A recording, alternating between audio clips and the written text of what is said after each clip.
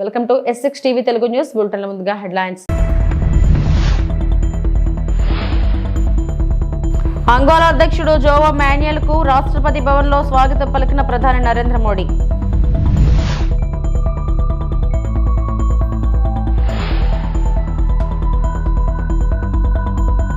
Assistant ఇంజనీర్లకు ధృవపత్రాల పంపిణీ తెలంగాణ గృహ నిర్మాణ శాఖ మంత్రి పొంగులేటి శ్రీనివాసరెడ్డి.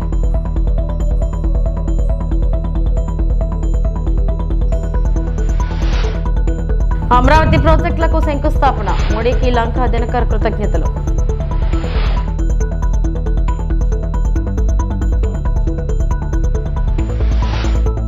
నాలుగు రోజుల భారత పర్యటన సందర్భంగా అంగోలా అధ్యక్షుడు జోవో మాన్యుయల్ గోంక్వాల్స్ లెరెన్కోకు రాష్ట్రపతి ద్రౌపది ముర్ము, ప్రధాని మంత్రి నరేంద్ర మోడీ శనివారం రాష్ట్రపతి భవన్ లో స్వాగతం పలికారు. భారత పర్యటన సందర్భంగా అంగోలా అధ్యక్షుడు జోవో మాన్యుయల్ లెరెన్కోతో విదేశాంగ మంత్రి ఎస్ జైశంకర్ శనివారం సమావేశమయ్యారు.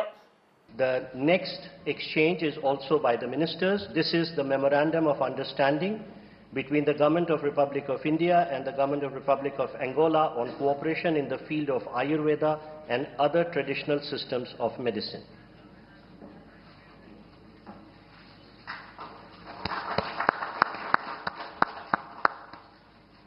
Thank you, ministers. Thank you, sir. Next, we have the exchange of the cooperation program between the Government of Republic of India and the Government of Republic of Angola in the domain of culture for the period 20. Pakistan పై పట్టణానికి కోపంతో ఉన్న ముస్లిం ప్రజాప్రతినిధులు పాకిస్తాన్ పై suicide bomb దాడి చేస్తానంటున్న కర్ణాటక కాంగ్రెస్ మంత్రి జమీర్ అహ్మద్. ఆ suicide bomb కూడా మోడీ, అమిత్ షా కలిసి ఇవ్వాలన్న జమీర్.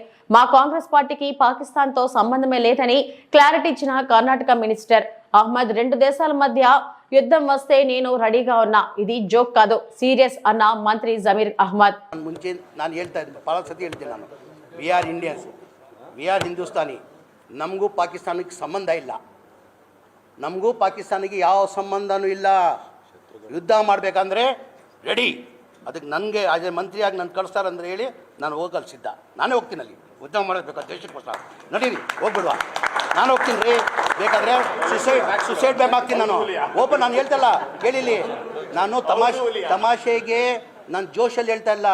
ಈ ದೇಶಕ್ಕೋಸ್ಕರ ನನ್ನ ಗತಿ ಇದ್ರೆ ಸುಸೈಡ್ ಬ್ಯಾಂಕ್ ನರೇಂದ್ರ ಮೋದಿ ಅವರು ಅಮಿತ್ ಶಾ ಕೊಳ್ಳಿ, ಅಲ್ಲ ಮೇಲೆ ಆಣೆ, ದೇವ್ರ ಮೇಲೆ ಆಣೆ ಕಟ್ಕೊಂಡು ನಾನು ಪಾಕಿಸ್ತಾನ ಹೋಗ್ತೀನಿ. ನಡಿ. తెలంగాణ ఇందిరమ్మ ఇళ్లలో ఎలాంటి అవకతవకలకు తావు లేకుండా అత్యాధునిక ఏఐ సాంకేతికతను ఉపయోగిస్తున్నట్లు గృహ నిర్మాణ శాఖ మంత్రి పొంగులేటి శ్రీనివాసరెడ్డి తెలిపారు. హైదరాబాద్ గచ్చిబౌలిలోని న్యాక్ లో శిక్షణ పూర్తి చేసుకున్న 390 మంది అసిస్టెంట్ ఇంజనీర్లకు మంత్రి చేతుల మీదుగా ధృవపత్రాలు పంపిణీ చేశారు.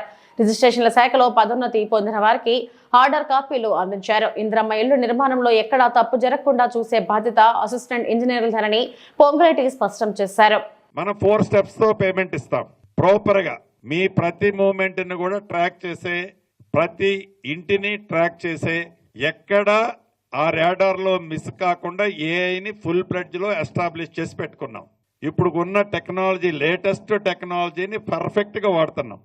ఈ పర్ఫెక్ట్ గా వాడే దాంట్లో గ్రౌండ్ దగ్గర నుంచి మొదలెట్టి ఇంటి మనం సెలక్షన్ ఇచ్చిన దగ్గర నుంచి మీకు టాస్క్ స్టార్ట్ అయ్యేది ఫస్ట్ పర్ఫెక్ట్ గా ఏఐ సిస్టమ్ లో మీరు మళ్ళీ అప్లోడ్ చేసిన తర్వాత ప్రతి మండే నాడు పేమెంట్ చేసే సిస్టాన్ని అడాప్ట్ చేస్తున్నాం. Weekly once payment. ఈ మండేకి డిఫరెన్స్తో ఎక్కడా కూడా ఒక్కటి కూడా ఎంత మీకు ప్రెజర్ ఎవరు పెట్టినా, మంత్రిగా నేను ఫోన్ చేసినా ఆ వర్క్ కంప్లీట్ కాకుండా మీరు ఎక్కడ కూడా అప్లోడ్ చేయొద్దు. మీరు చేసిన ర్యాండమ్గా హెడ్ ఆఫీస్లోనో నా ఛాంబర్లోనో వెరిఫికేషన్ చేసుకుంటాం. పేమెంట్కి బిఫోర్ పేమెంట్ చేసేటప్పుడు కనుక అన్కంప్లీటెడ్ మీరు రికమెండ్ చేసినా అది బ్లింక్ అవుతుంది మా దగ్గర ఏఐలో. మీరు రికమెండ్ చేసిన స్టేజీ. ముఖ్యమంత్రి చంద్రబాబు విధానాలతో ఏపీ తీవ్రంగా నష్టపోతుందన్నారు మాజీ మంత్రి అంబటి రాంబాబు.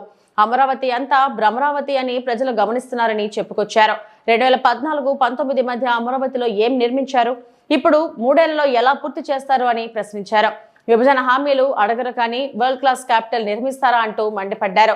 మాజీ మంత్రి అంబటి రాంబాబు తాజాగా మీడియాతో మాట్లాడుతూ చంద్రబాబు జిమ్మికులను ప్రజలు అర్థం చేసుకోవాలి. గతంలో ప్రధాని మోడీ మట్టి నీరు తీసుకొచ్చి మా ముఖాన కొట్టారని చంద్రబాబు అనలేదా?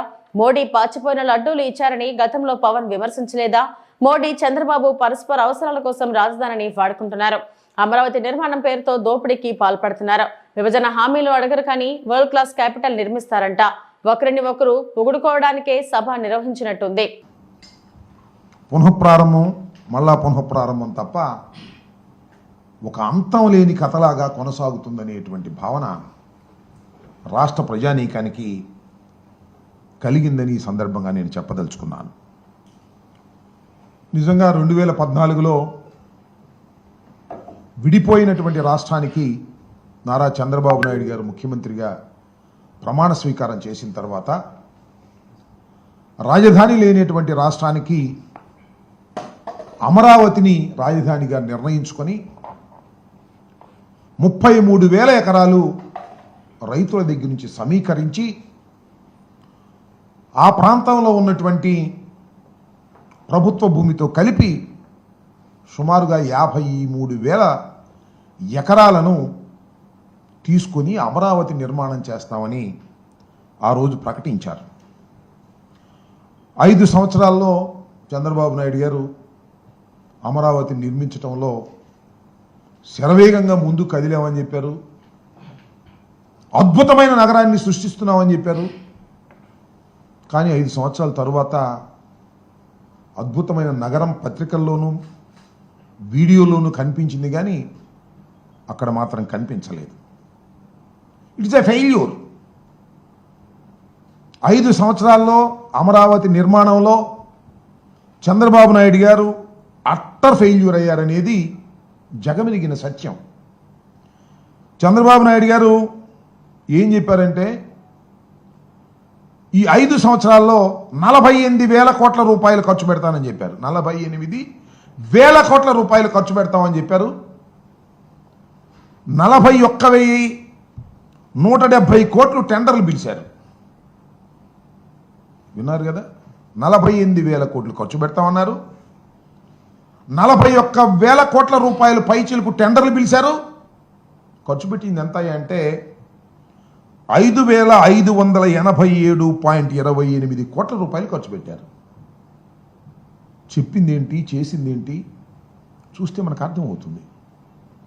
5 సంవత్సరాల్లో అట్టర్ ఫెయిల్యూర్ అయ్యి అమరావతి అనేది ఒక భ్రమరావతిగా చిత్రీకరించి చిత్తుగా ఓడిపోయినటువంటి సందర్భాన్ని ఇక్కడ గుర్తు చేసుకోవాల్సినటువంటి అవసరం ఉన్నది.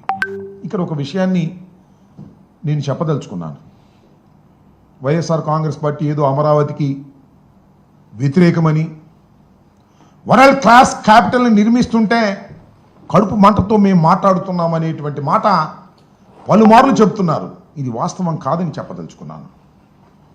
ఆంధ్రప్రదేశ్ విడిపోయింది, గాయపడి విడిపోయింది. రాజధాని లేదు. రాజధాని నిర్మాణానికి కేంద్రం 2,500 కోట్ల రూపాయలు ఇస్తామని చెప్పింది. రాజధాని నిర్మించుకోవాల్సిన పరిస్థితి ఏర్పడింది. ఆర్థిక పరిస్థితి బాగోలేదు. హైదరాబాద్ లాంటి పట్టణాన్ని కోల్పోయాం. అక్కడి నుంచి ఇక్కడికి వచ్చేసాం. 10 సంవత్సరాల పాటు హైదరాబాద్లో ఉన్నటువంటి ఇన్ఫ్రాస్ట్రక్చర్ని రాజధానిగా ఉపయోగించుకునేటటువంటి ఫెసిలిటీని మనకి విభజన చట్టం కల్పించింది. సీఎం చంద్రబాబు ఆహ్వానం మేరకు రాజధాని అమరావతి శంకుస్థాపనకు వచ్చిన ప్రధాని మోడీకి 20 సూత్రాలు అమలు చైర్మన్ లంకా దినకర్ ధన్యవాదాలు తెలిపారు. ప్రధాని మోడీ 50,000 కోట్లకు పైగా విలువైన జాతీయ రహదారులు, రైల్వే ప్రాజెక్టులకు శంకుస్థాపన చేయడంపై రాష్ట్ర ప్రజల తరపున కృతజ్ఞతలు తెలియజేశారు. నారా చంద్రబాబు నాయుడు గారి యొక్క ఆహ్వానం మేరకు గౌరవ ప్రధాని నరేంద్ర మోడీ గారు ఏదైతే నిన్న అమరావతికి విచ్చేశారో దాదాపు 50,000 కోట్ల రూపాయల విలువైనటువంటి అభివృద్ధి కార్యక్రమాలు, రాజధాని ప్రాంతంలో శంకుస్థాపనలు, అలాగే మరొక 50,000 కోట్ల రూపాయల విలువైనటువంటి జాతీయ రహదారులు, రైల్వేలకు సంబంధించినటువంటి శంకుస్థాపనలు, అపూర్తయినటువంటి పనులు జాతికి అంకితం చేసేటటువంటి కార్యక్రమాన్ని దిగ్విజయంగా లక్షలాది మంది ప్రజల మధ్య అభివృద్ధిలో వికసిత భారత్లో స్వర్ణాంధ్ర కళని సాకారం చేసేటటువంటి విధంగా ప్రధానమంత్రి నరేంద్ర మోడీ గారికి ధన్యవాదాలు, కృతజ్ఞతలు ఆంధ్రప్రదేశ్ ప్రజల తరఫున తెలియజేస్తున్నాం, భారతీయ జనతా పార్టీ తరఫున తెలియజేస్తున్నాం. దేశంలో ఉగ్రవాదుల దాడుల వల్ల 28 మంది ప్రజలు తనువు చాలించారో వారికి బాసటగా నిలిచేటటువంటి విధంగా ముఖ్యమంత్రి చంద్రబాబు నాయుడు గారు, ఉప ముఖ్యమంత్రి పవన్ కళ్యాణ్ గారు, విద్యాశాఖ మంత్రి లోకేష్ గారు ఒక సంఘీభావాన్ని తెలియజేయటమే కాకుండా ప్రధానమంత్రి గారికి మద్దతుగా నిలిచినటువంటి విధానం, వారందరికీ కూడా ధన్యవాదాలు తెలియజేయాల్సినటువంటి అవసరం ఉంది. తిరుమల శ్రీవారిని ప్రముఖ సినీ గాయని ఉషా దర్శించుకున్నారు. శనివారం ఉదయం వీఐపీ విరామ సమయంలో కుటుంబ సభ్యులతో కలిసి స్వామివారి సేవలో పాల్గొని మొక్కులు చెల్లించుకున్నారు. దర్శనం అనంతరం రంగనాయకుల మండపంలో వేద పండితులు వేదాశీర్వచనం అందించగా ఆలయ అధికారులు స్వామివారి తీర్థ ప్రసాదాలను అందజేసి పట్టు వస్త్రంతో సత్కరించారు. ఆలయం వెలుపల ఉషా మీడియాతో మాట్లాడుతూ శ్రీవారి భక్తి గీతాన్ని ఆలపించి అలరించారు. స్వామివారిని దర్శన భాగ్యం కలగాలి అంటే చాలా అదృష్టం ఉండాలని తెలిపారు. ఆ దేవదేవుడు కరుణిస్తే తప్ప దర్శన భాగ్యం కలుగుతుందని అన్నారు. స్వామివారిని దర్శించుకోవడం చాలా అదృష్టంగా భావిస్తున్నానని తెలియజేశారు. వాయిస్ ఆఫ్ ఉషా అనే ఛానల్ ప్రారంభించినట్లు చెప్పారు. ఐకా రికార్డ్ లేబుల్ అనే రికార్డింగ్స్ ప్రారంభిస్తున్నట్లు తెలిపారు. కారు షికారు అనే ఇంటర్వ్యూ కూడా ప్లాన్ చేస్తున్నానని అన్నారు. ఇక పాడ్కాస్ట్ ఛానల్ సైతం ప్రారంభించినట్లు ఆమె వెల్లడించారు.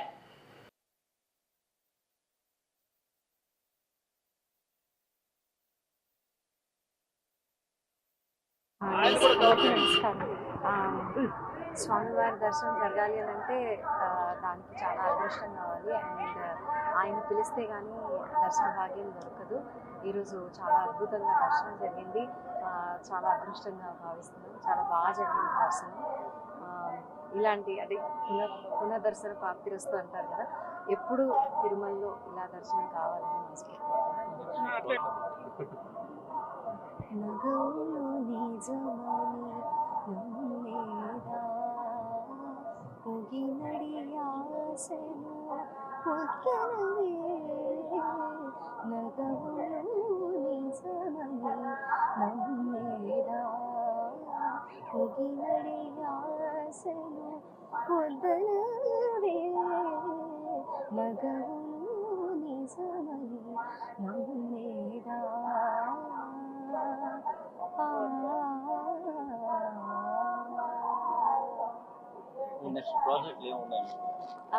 వాయిస్ ఆఫ్ ఉషా అని ఒక ఛానల్ స్టార్ట్ చేశాను.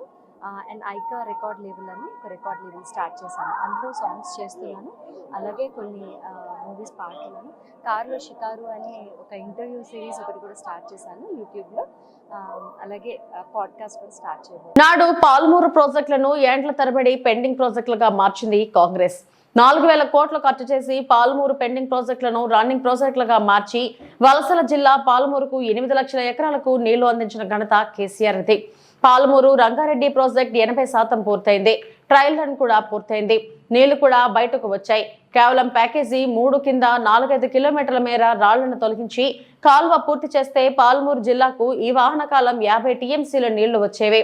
ఏడాదిన్నర కాలంలో 3-4 కిలోమీటర్ల కాలువ తవ్వే సామర్థ్యం ఈ కాంగ్రెస్ ప్రభుత్వానికి లేదా? ఈ ప్రభుత్వానికి తెలివిలేక నీళ్లు వాడక 65 టీఎంసీల నీళ్లను ఆంధ్రప్రదేశ్ కు అప్పచెప్పారు. కేసీఆర్ కి పేరు ఎక్కడ వస్తుందో అని ఏడాదిన్నర కాలంగా ప్రాజెక్ట్ ను పక్కన పెట్టి ఇప్పుడు మళ్లీ 2 ఏళ్ల పడుతుందని నిన్న ఉత్తమ్ అంటున్నాడు. పాలమూరు ప్రాజెక్ట్ ను పక్కన పెట్టి అన్యాయం చేస్తున్నారని మాజీ మంత్రి ఎమ్మెల్యే హరీష్ రావు పేర్కొన్నారు. ఇది ఎంత రేవంత్ రెడ్డి గవర్నమెంట్ ఎట్లుంటుందంటే ఏ పని చేసినా సగం ఆగమాగం, ఏది పురాగా కొనేలేదు. రుణమాఫీ సగం కూడా కాలే, రైతు బంధు పావుల వల్లే, మూసి ముట్టుకొని దాన్ని వదిలిపెట్టిండ్రు, హైడ్రా ముట్టుకొని చేతులు కాల్చుకొని దాన్ని ఇడిచిపెట్టిండ్రు. ఏది చూసినా సగం ఆగమాగం. ఈ చంద్రబాబు రాజశేఖర రెడ్డి పుణ్యం దశాబ్దాల తరబడి పాలమూరు జిల్లాలో ప్రాజెక్టులు పేరు మారిపోయింది. దాని ఎవడు కల్వకుర్తి, నెట్టంపాడు, భీమా, కోయిల్ సాగర్ అంటలేరుగా. వాటి పేరే పెండింగ్ ప్రాజెక్టులు. ఆ పేరు ఎవరు తెచ్చిండ్రు? ఇదే ఘనత వహించిన కాంగ్రెస్ తెలుగుదేశంలో పుణ్యం. ప్రాజెక్టుల పేరు మర్చిపోయినరు.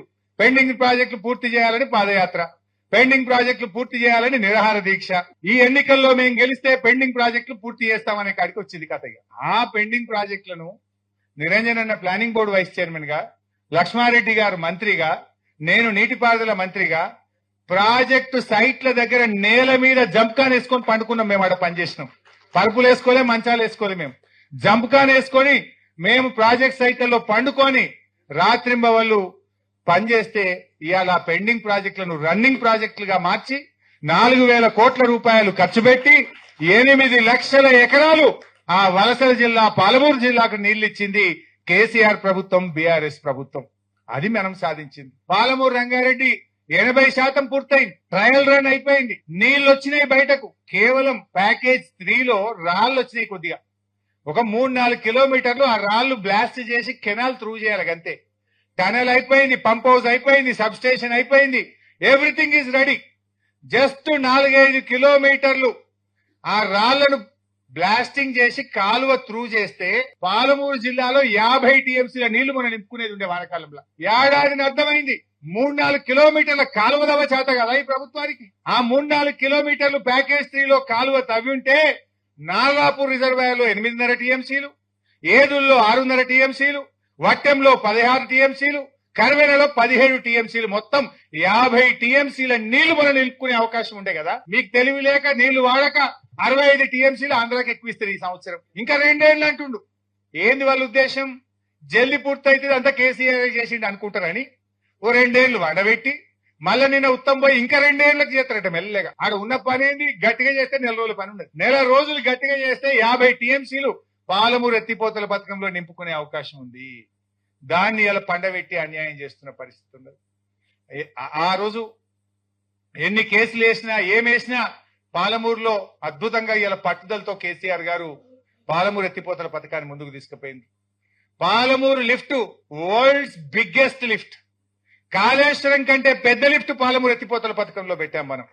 Largest and biggest lift. Chittoor జిల్లా పలమనేరు మండలం కొలమాసనపల్లి గ్రామంలో గురువారం రాత్రి దొంగతనం జరిగింది.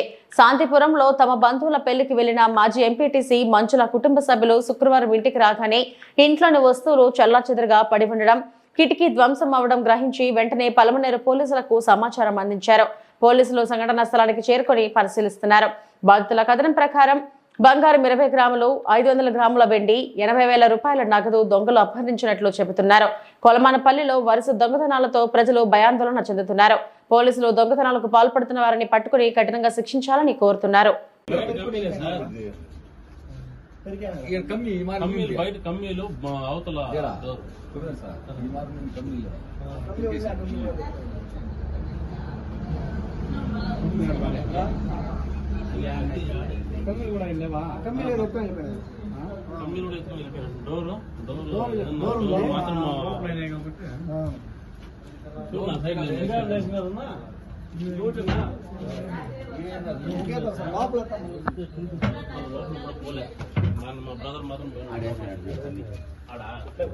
బీగాలు తీసి లోపలికి ఎంటర్ అయ్యే కొందకి బ్యూరో మొత్తం ఓపెన్ చేసి చాలా ఎదురైపోయింది. ఏమో డౌట్ వచ్చి నేను మళ్ళీ లోపలికి లోపల బ్యూరో కూడా సేమ్ అదే లోపల సీక్రెట్ లాకర్ నుంచి మొత్తం తీసేసి చిన్న చెదరేస్తున్నారు. ఈ పక్క 2 బ్యూరోలు ఉన్నాయి, అది కూడా సేమ్ అట్లా చేస్తున్నారు. వచ్చి చూసి హాల్లోకి చూసి ఈ కిటికీ ఓపెన్ చేస్తున్నారు. మళ్ళీ వెంటనే నేను సిఐ సార్కి ఫోన్ చేయడం, వచ్చి పోలీసులు కూడా వచ్చి తనిఖీలు ఇంత జరిగినారు. నాకు తెలిసిన వరకు ఒక అమౌంట్ వచ్చి ఒక 75,000 ఉండాలా, ఒక 20 గ్రాములు బంగారు పేరు మీద అనుమానం ఉందా? అనుమానం అనేది ఎవరికి లేదు. అది పోలీసు వాళ్ళు కొంచెం శ్రద్ధ తీసుకొని చేస్తే దొంగలు బయటపడాలి.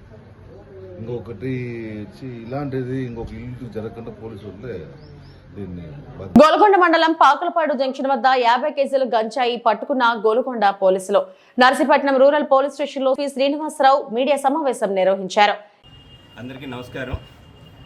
ఈ రోజున Narsipatnam sub division Narsipatnam circle Golconda police station లిమిట్స్లోని పాకలపాడు దగ్గర on information Narsipatnam rural inspector Revathamma గారు మరియు rural SI Rajarao, Golconda SI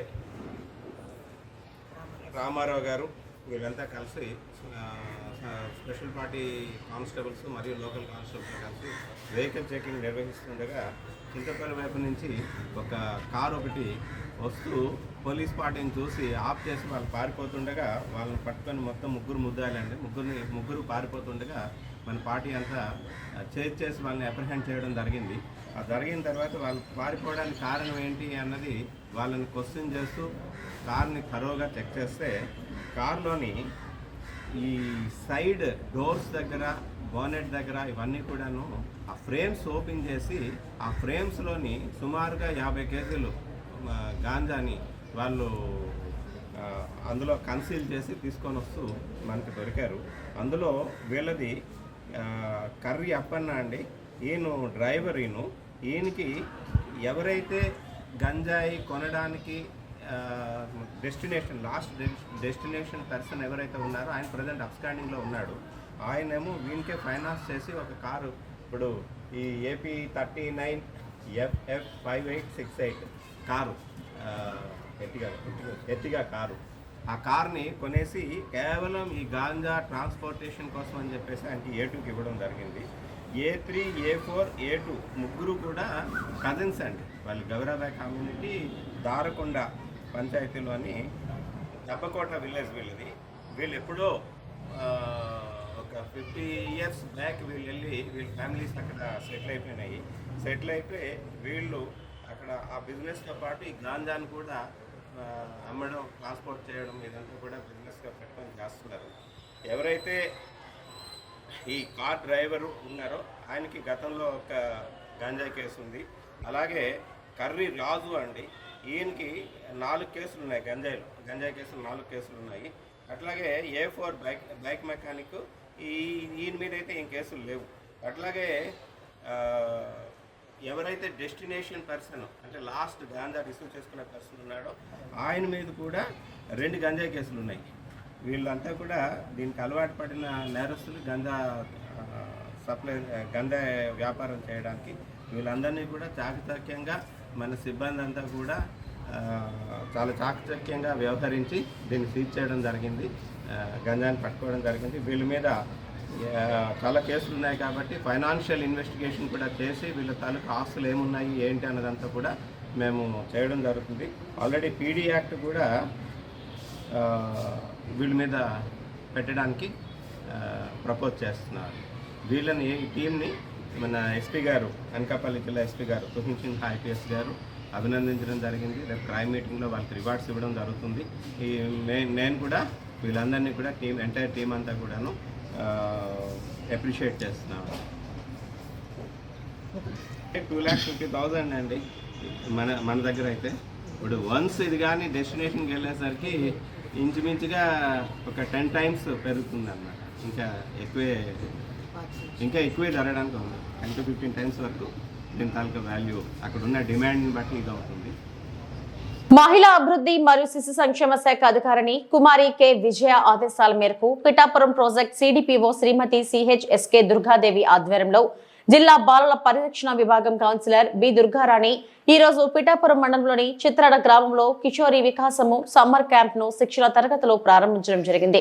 Durgarani మాట్లాడుతూ కిషోర బాలికలను చైతన్యవంతులుగా తీర్చిదిద్దడానికి కిషోర్ వికాసాన్ని ఏ విధంగా సాధించాలి, కమ్యూనికేషన్ స్కిల్స్ ఎలాగ డెవలప్ చేయాలి అనే అంశాలపైన, అలాగే బాలల హక్కులు, చట్టాలు, కౌమర్ బాలికల సమస్యలు, ఆరోగ్యవంతమైన పోషణ అవసరాలు, పిల్లల సంరక్షణ, బాలల సంరక్షణలో బాల కార్మిక వ్యవస్థ నిర్మూలన, బాల్య వివాహ నిర్మూలన చట్టాల గురించి, అలాగే పోక్సో చట్టం గురించి, కౌమారంలో వచ్చే మార్పులు మరియు సమస్యల గురించి, 18 సంవత్సరంలో నిండకుండా వివాహం చేస్తే సంభవించే అనర్థాల గురించి, అంతేకాకుండా ఫెసిలిటర్ గ్రూప్ డిస్కషన్స్ మరియు పిల్లలతో డ్రామాలు, రోల్ ప్లే లాంటివి చేయించడం ద్వారా పిల్లల్లో ఉన్న స్కిల్స్ కూడా డెవలప్ చేయడం, వాళ్ళని ఎడ్యుకేట్ చేయడం అనే అంశాల మీద పిల్లలకు ఈ తరగతులలో శిక్షణ ఇవ్వనున్నారని తెలిపారు. ICDS supervisor M. Devakumari, GM SKలు P. వెంకటలక్ష్మి, లక్ష్మి, మాధవి అంగన్వాడీలు ఈ కార్యక్రమంలో పాల్గొన్నారు. రేపట్లో అబ్యూజెస్ ఎక్కువ జరుగుతున్నాయి కదా, ఈ అబ్యూజెస్ జరగకుండా ఇలా గుర్తించడం ఎలాగా, వాటిని ఒకవేళ జరిగితే వాటి నుంచి మన రక్షణ ఏ రకంగా పొందాలి అన్నది, అలాగే బాల్య వివాహాలు ఎక్కువగా జరుగుతూ ఉంటాయి కాబట్టి ఈ సమ్మర్ సీజన్లో వాటి కోసం కూడా మీకు ఏమైనా తెలిస్తే ఇమీడియట్గా మీ అందరికీ తెలిసిన చైల్డ్ హెల్ప్ లైన్ అనేది ఒకటి ఉందని 1098 అనే ఒక టోల్ ఫ్రీ నెంబర్ ఉంటుంది. ఇది కాన్ఫిడెన్షియల్గా ఉంచుతాం. ఎవరైనా సరే, ఇప్పుడు నేనే కాల్ చేశాను, మా పక్కన ఒక అమ్మాయికి మ్యారేజ్ అవుతుంది, ఈ విషయాలు ఎప్పుడైతే నేను 1098 టోల్ ఫ్రీ నెంబర్కి కాల్ చేశానో మన వివరాలు కానీ, నా పేరు కానీ, నా ఫోన్ నెంబర్ కానీ ఎవరికి చెప్పరు. కాన్ఫిడెన్షియల్గా ఉంచి స్థానికంగా ఎవరంటే ఈ మ్యారేజ్ అనేవి జరిగినప్పుడు ఇమీడియట్గా వాళ్ళకి తెలియజేస్తారు. వాళ్ళే వచ్చి ఈ ప్రాబ్లమ్ మీకు ఎవరికైతే బాల్య వివాహం జరుగుతుందో వాళ్ళు ఇమీడియట్గా ఈ పెళ్లి జరగకుండా ఆపడానికి తమ చర్యలు తీసుకుంటారు అనమాట. అలా ఎవరైనా కాదని చేస్తే ఇమీడియట్గా చట్టపరంగా వాళ్ళ మీద యాక్షన్ తీసుకోవడం కూడా జరుగుతుంది. అలాగే ఇవాళ రేపు వాళ్ళ మీద వేధింపులు ఎక్కువగా జరుగుతున్నాయి కదా, అటువంటి విషయాలు తెలిసినా సరే మీరు ఈ నెంబర్కి కాల్ చేసి చెప్పచ్చు. అలాగే ప్రతి ఒక్కరికి కూడా సేఫ్ టచ్కి అన్సేఫ్ టచ్కి డిఫరెన్స్ తెలియాలి, ముఖ్యంగా ఆడపిల్లలకి. మంచి స్పర్శ, చెడు స్పర్శ కదా, ఎక్కడైనా సరే మనల్ని, ముఖ్యంగా ఆడపిల్లల్ని 4 చోట్ల ఎవరు తాకూడదు. వాళ్ళని చూడమని కానీ మనల్ని చూడమని కానీ వాళ్ళు అడగకూడదు. ఆ 4 ప్లేస్లు ఏంటి అని అంటే 1 మన పెదవులు, 2 మన ఛాతీ భాగం, 3 మన 2 కాళ్ళ మధ్య భాగం, 4 మన వెనక వైపు నడుము కింద భాగం. ఈ 4 ప్లేసెస్ లో ఏంటి అంటే మీ కౌమారస్ లో ఉన్న భాగాలన్నీ కూడాను ఇక్కడ నుంచి ఈ సమ్మర్ క్యాంపెయిన్ లో ఇక్కడ మే 2 నుంచి జూన్ 10వ తారీఖు వరకు మనకి 12 సెషన్స్ గా రకరకాల టాపిక్స్ మీద జరుగుతూ ఉంటుంది. మన ఈ చిత్రాలలో మన ఉన్న స్థానిక జిఎంఎస్కేలు అలాగే ఏఎన్ఎంలు అంగన్వాడీ సెంటర్స్ లో ఉన్న టీచర్స్ ద్వారా మన స్థానికంగా ఎవరైతే సూపర్వైజర్ ఉన్నారో వాళ్ళ పర్యవేక్షణ జరుగుతూ ఉంటుంది. కాబట్టి రెగ్యులర్ గా మీరు ఈ 12 సెషన్స్ లో వచ్చి ఈ ఇవి ఇప్పటివరకు నా బులెటిన్ అప్డేట్స్. నమస్తే.